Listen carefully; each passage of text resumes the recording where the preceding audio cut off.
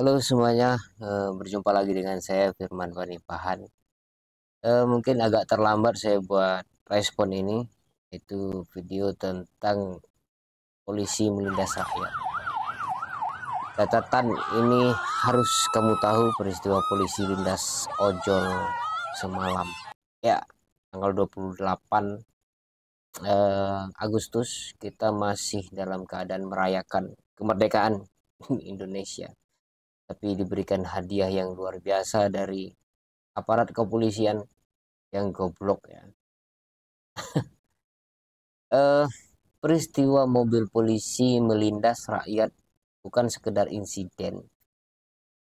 Ini adalah sebuah fakta yang menarik yang bisa kita lihat secara telanjang kasat mata bagaimana negara sebenarnya menilai rakyat itu. Dari sini kita bisa melihat bahwa negara menilai rakyat sebagai objek yang bisa ditindas, bahkan dilindas. Rakyat bukan subjek yang harus dilindungi. Mereka lupa bahwa negara itu ada karena kontrak sosial, karena kesepakatan bersama. Kalau kita menengok misalkan apa yang dikatakan Thomas Hobbes dalam teorinya kontrak sosial, negara ini berdiri, atau bukan hanya negara Indonesia, negara-negara di dunia itu karena kesepakatan bersama. Kemudian apa yang disebut oleh Thomas Hobbes sebagai Leviathan, orang yang berkuasa itu disebut Leviathan dalam mitologi. Leviathan itu adalah penguasa laut.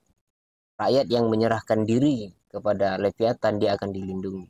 Tapi pada akhirnya ini berlaku terbalik di Indonesia. Leviathan itu menjadi beringas, bahkan memangsa orang yang menyerahkan diri kepadanya. Ini ironi sekali. Ini terjadi di negara kita dan bukan hanya sekali, sudah sering sekali terjadi. Aparat pengabdi kekuasaan, dalam hal ini polisi, mereka digaji oleh rakyat dengan uang rakyat, bahkan dari rakyat gaji terkecil sekalipun mereka tetap membayar pajak, dan pajak itu dipungut oleh negara tanpa malu dan kemudian dibagi kepada pemilik-pemilik kekuasaan itu. Padahal kekuasaan itu masih dalam kontrak masyarakat, kontrak rakyat, kontrak sosial, bukan kontrak kuasa. Hanya hari ini antar penguasa, setiap institusi di pemerintahan itu seolah-olah mereka membagi kekuasaan untuk mereka, kepentingan mereka sendiri, lupa dengan rakyat. Rakyat ini adalah tuan mereka pada hakikatnya. Pertanyaan kita, polisi berada di posisi mana? Kenapa begitu bengis? Kalau kita lihat video itu, ketika polisi menabrak seorang ojol itu, kemudian mobil itu sempat berhenti karena ada orang di depan itu yang sudah terguling, tapi kemudian dilindas, ditancap gas tanpa berkemanusiaan. Mungkin kalau kita melihat respon orang-orang melihat video ini, ada rasa takut, ada macam-macam responnya. Ada yang mungkin takut akhirnya melihat polisi itu sebagai Leviathan yang memangsa tadi, penguasa laut itu tadi. Atau mungkin ada yang melihat polisi dengan kemarahan karena video ini tadi. Ya tentu banyak kemarahan yang itu meletus di mana-mana, di Makassar, di Surabaya, bahkan di Jakarta apalagi. Sampai gedung DPR dibakar pada hari ini, tanggal 29 Agustus. Pertanyaan mungkin kenapa cenderung kekerasan itu dilakukan oleh aparat untuk melindungi kekuasaan.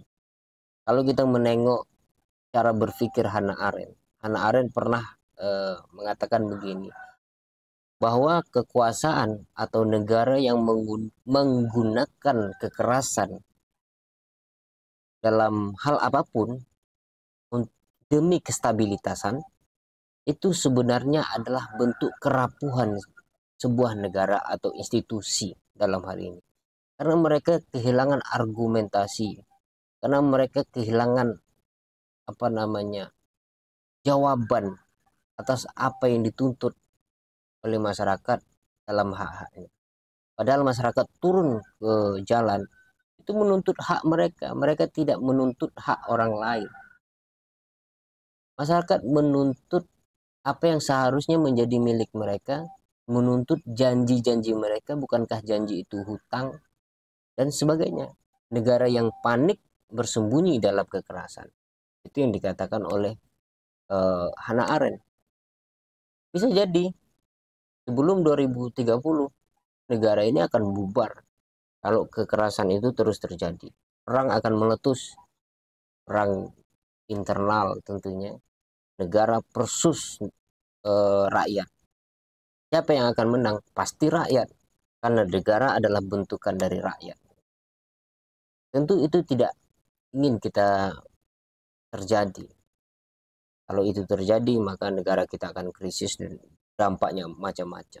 Oleh karena itu yang kita inginkan adalah ketegasan dari aparat kepolisian, bukan hanya sekedar minta maaf, mengucapkan belasungkawa yang mendalam dan sebagainya, tapi tindak tegas yang disebut oknum ini dengan setimpal. Bahasa kasarnya, mata diganti dengan mata. Itu. Kita bisa melihat lebih jauh bahwa kekerasan ini sebenarnya ya benar adalah bentuk kerapuhan. Kalau kita lihat sejarah fake Romana itu, atau di era Romawi itu yang damai berabad-abad itu, yang disebut sebagai perdamaian palsu. Damai karena mereka menggunakan kekuasaan untuk menindas rakyat, sehingga rakyat itu diam, dan diamnya itu dianggap kedamaian, padahal diam mereka dalam ketakutan. Dan hari ini sepertinya negara kita ingin melakukan fake Romana dalam bentuk yang lain, atau dalam konteks yang lain, atau fake polisi yang ingin membuat ketakutan sehingga masyarakat tidak berani dan diam, seolah-olah damai, padahal dalam ketakutan. Tapi sayangnya itu gagal. Itu sayangnya gagal terjadi di Indonesia, dan tidak akan pernah berhasil. Dan tidak akan pernah berhasil.